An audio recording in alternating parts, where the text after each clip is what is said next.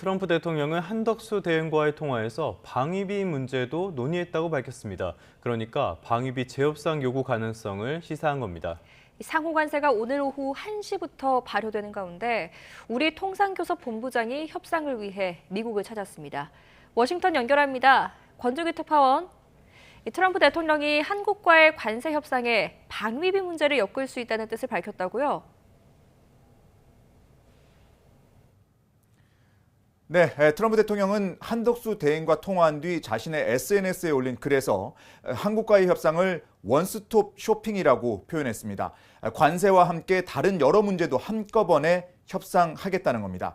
트럼프 대통령이 한 대행과 이야기 나눴다는 주제에는 한국의 엄청난 무역 흑자와 관세, 조선업, 또 미국 LNG 대규모 구매, 알래스카 파이프라인 합작 투자 등이 포함됐습니다.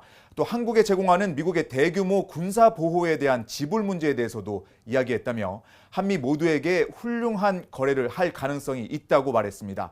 그러면서 자신의 집권 1기 때 합의했던 방위비 증액을 바이든 행정부가 알 수 없는 이유로 파기했다며 사실과 다른 주장을 내놨습니다. 트럼프 대통령 발언으로 볼 때 지난해 타결한 방위비 협상을 무시하고 재협상을 요구할 가능성이 있어 보입니다.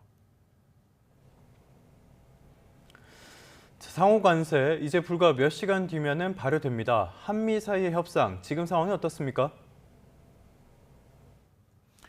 네, 오늘 정인교 통상교섭본부장이 관세 협상을 위해서 오전에 미국을 찾았습니다. 협상 파트너인 제이미슨 그리어 무역대표부 대표와 만나서 통상협의를 개시하게 됩니다. 정 본부장은 관세를 낮추기 위해 미국과의 산업협력을 지렛대로 삼겠다고 말했습니다. 미국이 원하는 알래스카 LNG 개발과 조선협력 등을 통해 미국을 설득하겠다는 겁니다. 직접 들어보시죠.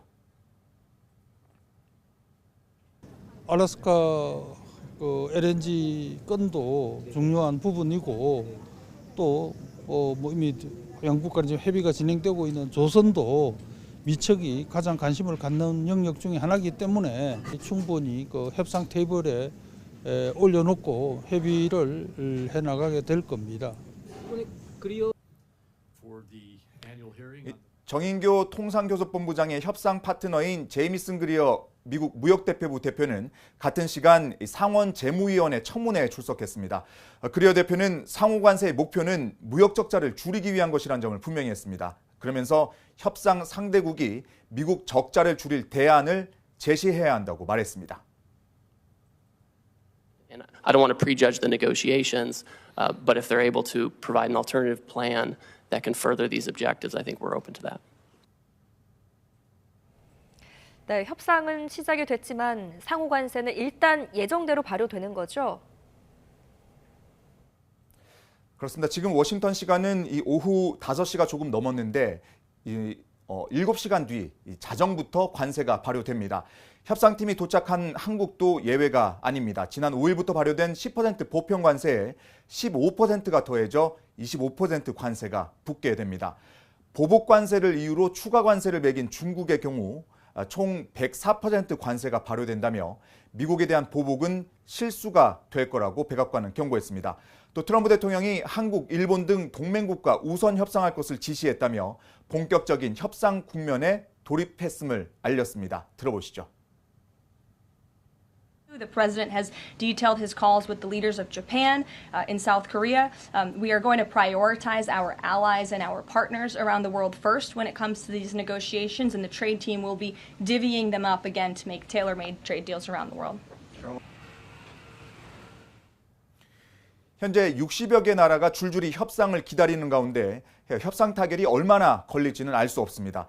정인교 본부장은 목표는 상호 관세를 아예 없애는 것이지만 어렵다면 일단 낮춰가야 한다며 협상에 아마 시간이 좀 걸릴 것 같다고 말했습니다. 지금까지 워싱턴에서 전해드렸습니다.